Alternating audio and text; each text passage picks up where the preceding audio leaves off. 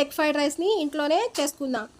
ఇప్పుడు మనం రైస్ని 90% ఉడికించి తీసుకోవాలి. ఒక బౌల్ తీసుకొని ఒక 3 గుడ్లను పగలగొట్టి వేసుకుందాం.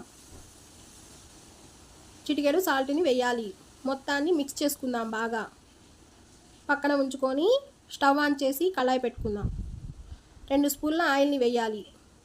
ఆయిల్ హీట్ అయ్యాక ఆమ్లెట్ వేసుకోవాలి. ఈ ఆమ్లెట్ అనేది కాసేపు కలపకుండా ఇలా పొంగిన తర్వాత చిన్న చిన్న ముక్కలుగా చేసుకోవాలి. ఇప్పుడు బీన్స్ని సన్నగా కట్ చేసి వేసుకోవాలి. 2 పచ్చిమిర్చిని బారుగా కట్ చేసి వేసుకోవాలి. కొంచెం క్యారెట్ తురుముని వేసుకొని ఫ్రై చేసుకోవాలి. మనం ఉడికించుకున్న రైస్ని వేసుకుందాం. మొత్తాన్ని ఒకసారి కలుపుకుందాం. కలుపుకున్న తర్వాత మసాలాలను వేయాలి. గరం మసాలా, మిరియాల పొడి, ధనియాల పొడి, జీలకర్ర పొడి, కొంచెం కారం వేసి ఫ్లేమ్ అనేది హైలో ఉంచి బాగా కలపాలి. రుచికి సరిపడినంత సాల్ట్ని వేసుకొని కలుపుకుంటే ఫ్రైడ్ రైస్ అనేది రెడీ.